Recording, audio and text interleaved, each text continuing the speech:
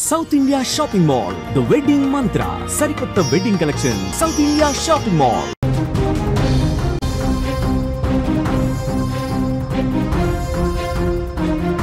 మరో breaking news చూస్తున్నాం. రాజన్న సిరిసిల్ల జిల్లాలో మరో దారుణం చోటు చేసుకుంది. తండ్రిని కారుతో ఢీకొట్టి కొడుకు చంపేశాడు. తాగుడికి బానిసై కుటుంబాన్ని వేధిస్తున్నాడని తండ్రిని హత్య చేశాడు. చెందుర్తి మండలం దేవుని తండాలో ఈ ఘటన చోటు చేసుకుంది. వరుస హత్యలతో చెందుర్తిలో కలకలం రేపుతోంది. గత వారం వృద్ధురాలిని అతి కిరాతకంగా మనోజ్ చంపిన విషయం మరొక ముందే రాజన్న సిరిసిల్ల జిల్లాలో మరో దారుణం చోటు చేసుకుంది. కన్న తండ్రిని కారుతో ఢీకొట్టి అల్లారు ముద్దుగా పెంచుకున్న కుమారుడే చంపేశాడు. కుమారుడు ఈ దారుణానికి ఒడిగట్టడానికి తండ్రి ప్రవర్తనే కారణమని తెలుస్తోంది. తాగుడికి బానిసై కుటుంబాన్ని వేధిస్తూ ఉండడంతో హత్య చేసినట్టుగా సమాచారం. చెందుర్తి మండలం దేవుని తండాలో ఈ ఘటన చోటు చేసుకుంది. గత వారమే చెందుర్తిలో మనోజ్ అనే యువకుడు వృద్ధురాలిని అతి కిరాతకంగా నరికి చంపగా ఇప్పుడు తండ్రి చేతిలో కుమారుడు హతమవడం సంచలనంగా మారిందని చెప్పుకోవచ్చు. వరుస హత్యలతో స్థానికులు, జిల్లా వాసులు ఉలిక్కి పడుతున్నారు. ఇక ఈ హత్యపై మరింత సమాచారం మా ప్రతినిధిని అడిగి తెలుసుకుందాం. ఎస్ మోహన్, ఏంటి తండ్రినైతే ఘోరంగా కొడుకు చంపిన పరిస్థితి కనిపిస్తుంది కారుతో ఢీకొట్టి, అసలు ఏం జరిగింది? ఈ చందుర్తి మండలం దేవుని తండలో జాటోతు రాజేష్ అనే ఒక అతను అలా తండ్రిని, తిరుపతి అనే ఆ తండ్రిని నిన్న సాయంత్రం పూట కారుతో ఢీకొట్టి 1-2 సార్లు అటు ఇటు దింపి చంపిన ఘటన మనకు ఈ జిల్లాలో, ఈ స్థానిక చందుర్తి మండలంలో కలకలం రేపుతుంది.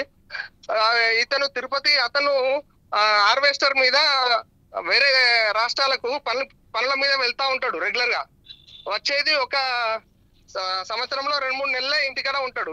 ఆ ఇంటికాడ ఉన్నప్పుడు భార్యతో గొడవలు జరిగేది.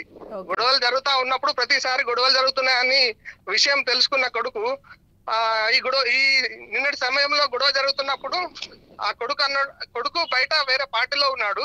తల్లి ఫోన్ చేసి ఇట్లా గొడవ జరుగుతుంది అనేటప్పుడు డైరెక్ట్ ఆయన క్షణికావేశంలో ఆలోచించకుండా కారు తీసుకొచ్చి డైరెక్ట్ ఢీకొట్టి 1-2 సార్లు ఎక్కించడం వల్ల ఆయన అకస్మాత్తుగా స్థితిలో వెళ్ళిపోయాడు. వెళ్ళిపోయిన తర్వాత స్థానికులు ఉండి హాస్పిటల్కు తీసుకెళ్లే క్రమంలో చనిపోవడం జరిగింది. వీళ్లకు ఒక కొడుకు, ఒక కుమార్తె ఉన్నది. కుమార్తె ఇప్పుడు చదువుకుంటున్నది. ఇది కుటుంబ కలహాలల్లా క్షణికావేశంలో అటు కుమారుణ్ణి స్థానికులు ఎందుకు చేసినారో బాబు ఇట్లా అడిగితే ఆ స్థానికులు చెప్పిన వివరాల ప్రకారం ఏంటంటే క్షణికావేశంలో అతను కూడా ఆ టైంకు తాగే ఉన్నాడు, కొడుకు కూడా. ఇది జరిగిన పరిస్థితి ఇక్కడ. దీనిపై సిఐ గారు విచారణ జరిపిస్తారు. ఇంతకుముందే సిఐ గారు వచ్చేసి స్థానికులను పక్కపొంటి ఇళ్ల వారిని విచారణ నిమిత్తం అడిగి తెలుసుకుని వెళ్ళారు. ఎస్, అంటే ఈ ఘటనకి సంబంధించి అతని భార్య మాట్లాడడం జరిగిందా? ఎవరైతే చంపారో కొడుకు ఏమైనా మాట్లాడడం జరిగిందా ఈ ఇష్యూకి సంబంధించి? అదే కోపంలోనే చేశాను అని చెప్పి తను ఏమైనా రియలైజ్ అవ్వడం జరిగిందా ఏంటి మోహన్? అంటే కొడుకును మనం విచారించలేదు. ఆయన ఆల్రెడీ జైల్లో ఉన్నారు. అలా ఆయన మన పక్కపొంటి వాళ్ళ ఇంటి పక్కపొంటి వాళ్ళు బంధువులు అడుగుతా ఉంటే వాళ్ళని మనం విచారిస్తే ఎందుకు చేసినవరా ఇలా అని అంటే ఆల్రెడీ అమ్మ ఫోన్ చేసింది. క్షణికావేశంలో ప్రతిసారి ఇలా గొడవ జరుగుతుంది అన్న కోణంలో నేను వచ్చి ఢీకొట్టేశాను. మళ్ళీ ఒకటేసారి ఢీకొడితే అది వేరు, 1-2 సార్లు అటు ఇటు తింపడం వల్ల నేను ఏం చేస్తున్నానో తెలియని మైకంలో జరిగిపోయింది అని ఇప్పుడు పాశ్చాత్తాపడుతున్నాడు. Okay, right Mohan, thanks for the update. Yes, ఇక్కడ మనం టోటల్గా చూడొచ్చు వరుసగా రాజన్న సిరిసిల్ల జిల్లా చెందుర్తిలో వరుస ఘటనలు అయితే చోటు చేసుకుంటున్నాయి. మొన్న మనం చూసాం చిన్న ఆస్తి కోసం పెద్దమ్మని మనోజ్ చంపిన ఘటన మరొక ముందే ఈరోజు రాజన్న సిరిసిల్ల జిల్లాలో మరో దారుణం చోటు చేసుకుంది. తండ్రి తాగొస్తూ ఇంట్లో గొడవ పడుతున్నాడు అమ్మతో అని చెప్పి కుమారుడు చంపేసిన వైనం అక్కడ కనిపిస్తుంది. తిను పనుల నిమిత్తం కూడా బయట ఉంటాడు. తండ్రి అప్పుడప్పుడు వస్తాడు ఇక్కడికి. వచ్చినప్పుడు 2-3 మంత్స్ మాత్రం ఇక్కడ స్టే చేస్తూ ఉంటాడు. ఆ టైంలోనే వచ్చిన ప్రతిసారి కూడా గొడవ పడుతూ ఉంటాడు. ఆ టైంలోనే తల్లి కొడుకుకి ఫోన్ చేసి చెప్పడం వల్లనే కొడుకు ఆవేశంతో ఊగిపోయి తను కూడా ఆ టైంలో మద్యం సేవించి ఉండడం, ఇటుపక్క తండ్రి కూడా మద్యం సేవించి ఉండడం, విచక్షణ కోల్పోయి తను చంపేశానని కూడా చెప్తున్న పరిస్థితి కనిపిస్తుంది. ఎస్, క్షణికావేశంలో మనం ఎలాంటి డెసిషన్స్ తీసుకుంటున్నాము కూడా ఈ రోజు తెలియని పరిస్థితి కనిపిస్తుంది. ఎందుకు క్షణికావేశం తర్వాత రియలైజ్ అయిన తర్వాత మనకి మిగిలేదేంటి బూడిద తప్పితే? సో కాబట్టి మనం ఒక క్షణం ఏం చేస్తున్నాము అనేది ఆలోచించాల్సిన విషయం. ఎందుకంటే కూర్చుంటే ఏ సమస్య అన్నా సర్దుబాటు అవుతుంది. కూర్చొని మాట్లాడుకుంటే ప్రతి సమస్యకు కూడా ఒక పరిష్కారం దొరుకుతుంది. కూర్చొని మాట్లాడుకోవాల్సిన అవసరం ఎంతైనా ఉంది. ఇలాంటి ఘటనలు చోటు చేసుకోకుండా మనం చాలా జాగ్రత్త పడాల్సిన అవసరం కూడా ఉంది.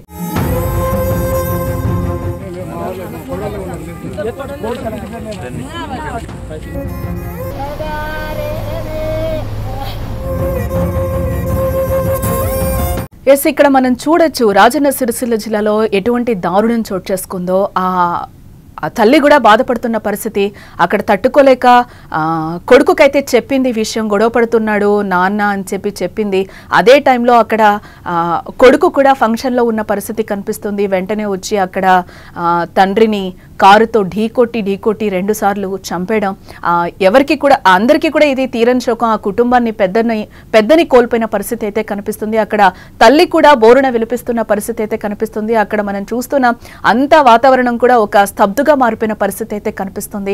ఎస్, ఏదేమైనా కూడా తండ్రిని చంపడం అనేది చాలా దారుణమైన విషయం. ఎందుకంటే అది క్షమించరానిది. ఎందుకంటే ఇక్కడ కూర్చొని మాట్లాడుకుంటే సమసిపోతాయి సమస్యలన్నీ కూడా. కానీ క్షణికావేశంలో మనం ఎలాంటి నిర్ణయాలు తీసుకుంటున్నాం? తండ్రిని కోల్పోయాం, ఇంటి పెద్దని కోల్పోయాం. ఇప్పుడు తిరిగి వచ్చేది మనకి ఏమన్నా ఉంటుందా? ఆ తల్లి బాధని ఎవరు తీడుస్తారు? తండ్రిగా కూడా నీకు తండ్రి నాన్న అని పిలిచే పిలుపు కూడా ఉండదు కదా ఆఖరికి. అంటే క్షణికావేశం, మద్యం మత్తులో మనం ఏం చేసాం? విచక్షణ కోల్పోతున్నామా? విచక్షణ ఎందుకు కోల్పోతున్నాం? అదే తండ్రి తాగుతున్నాడు అని చెప్పి ఈరోజు చంపిన పరిస్థితి. నువ్వేం చేసావు ఆఖరికి? ఒక కుటుంబంలో ఒక తీరని శోకాన్ని మిగిల్చిన వాడి అవుతావు కదా. ఎప్పటికీ దీన్ని క్షమించుకోగలుగుతావా? నీ మనస్సాక్షికి చెప్పుకోగలుగుతావా? తల్లికి ఏం చెప్తావు? వచ్చి గొడవ పడ్డాడు అని చెప్పింది కానీ చంపే అని తల్లి చెప్పలేదు కదా. విచక్షణ ఎందుకు కోల్పోతున్నావు? ఒకసారి కూర్చొని ఆలోచించండి, కూర్చొని మాట్లాడుకోండి. సమస్యలన్నీ సమసిపోతాయి. ప్రాణం పోతే తిరిగి వస్తుందా? ఆ ప్రాణం కోసం ఎంత తాపత్రయపడతాం? ఎవరిచ్చారు ఒకరిని చంపుకునే హక్కు?